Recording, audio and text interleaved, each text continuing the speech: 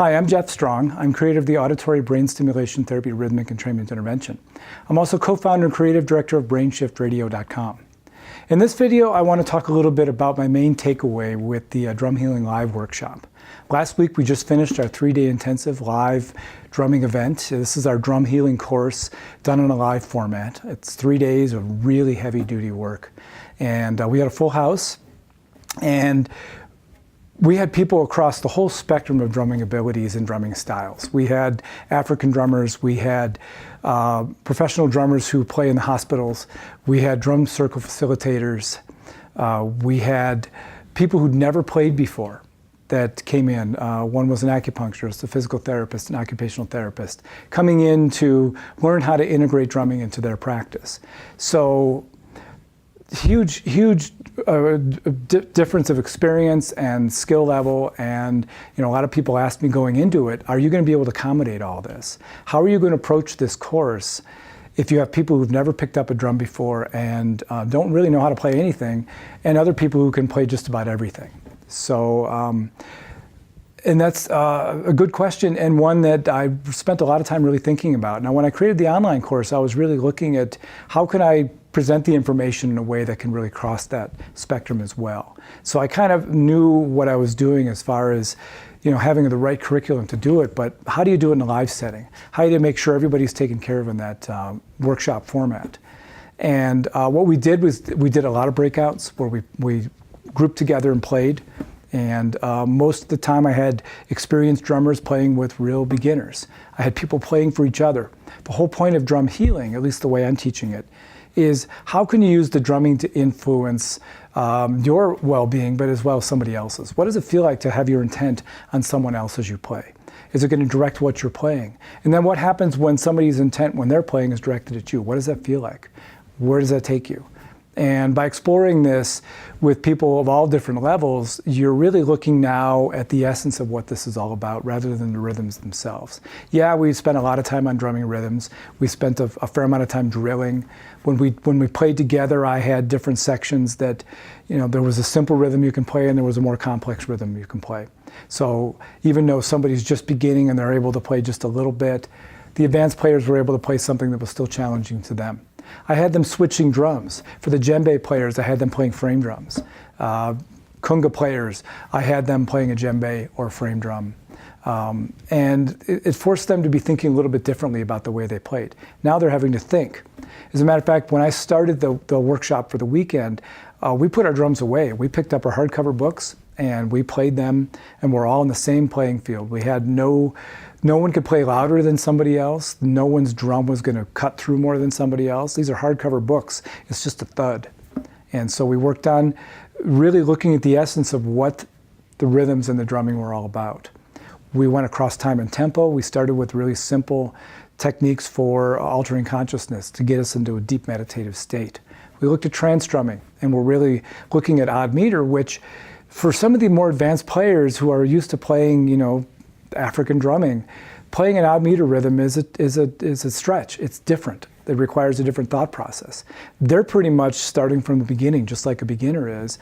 And for a beginner to be counting in 9 or 13 is no different than counting in 8. They're still starting out. It's all just as unfamiliar. For somebody who's used to counting in 8 or in 12, counting in 13 or 15 or 17 is a whole different world.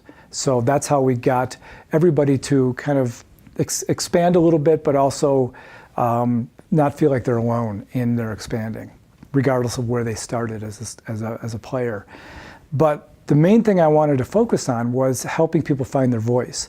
There are people that came to this workshop that will never have the time or the energy to develop a real high level of technique. It's just not that important in their lives. They could do it if they wanted to put the time in, but people are busy, you've got other things to focus on. So how does someone who has a limited vocabulary and rhythms, for instance, a little amount of time behind the drumming and has limited skills, going to get a lot out of it? And this is really about finding your voice and understanding the qualities that bring forth the ability to influence the brain and behavior. There are certain rhythms you can play that you don't have to play fast, for instance. There are certain things you can do, like deep meditation, the shamanic technique. Shamanism is a very simple rhythm. It's 4 beats per second, no change in the rhythm at all. And that drives you to a deep meditative state. Very simple rhythm, anybody can do it. So starting with that point, you don't have to develop a high level of technique. Then it's just a matter of working with those images, the visualizations, the journeys, as they're called. Another technique with meditation also uses a very simple technique, but we vary it a little bit so that it becomes a little more interesting, not only to the player, but to the listener. And if you're both, it's really helpful to help get you in that deep theta state of consciousness. So each person kind of found that style that they liked. Somebody with limited skills that had a real good sense of intuition, of connecting, really resonated more with the shamanic approach or the other slow tempo techniques. Some of the drum circle facilitators, we got into the focus on the calm end of things, the compositions, the way of being able to improvise around rhythms so that you're creating a variety of stimulation to keep the brain engaged. And I've talked about this a lot in my videos. The slower you go, the more repetitive, the more familiar the rhythms can be. The faster you go, the more unpredictable they have to be in order to keep the brain engaged. So there are some people that will never get to the high tempos, and that's fine. We spent a lot of time on rhythms for the chakra energy centers because they can be played at any tempo. Really good starting points. They relate to the archetypes from traditional ceremonial drumming. So if you have an archetype of power, for instance, is related to the third chakra. That's where that rhythm comes from, and anybody can play it at any tempo and get the result. So then it's a matter of just connecting in and listening to what needs to be played when you're playing for somebody else. And that's what I want to do here. For the rest of this video, I want to spend a little time just playing for you to allow you to help to get to that sense of empowerment, that sense of your own voice. Like I said, the main takeaway that I got from this workshop was that everybody by the end of the workshop had gained a really good solid foundation to developing their own voice as a drummer, as somebody going after the idea of drum healing. They may not have high-level technique, but they now have an awareness of what their voice is based upon where their technical level is and what they want to accomplish. So I'd like you to explore that a little bit yourself, not necessarily around drum healing, but about like your life in general. As I play, I'm going to play in the middle of the theta where we kind of open to otherworldly experiences. We open ourselves to thinking outside the box, making connections that we might otherwise not make. That mid theta, about 6.5 beats per second. I'll probably be at right around 6.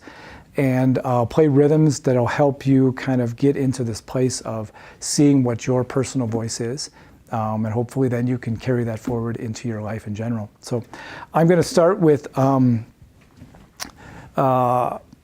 playing a rhythm for empowerment, like I described earlier.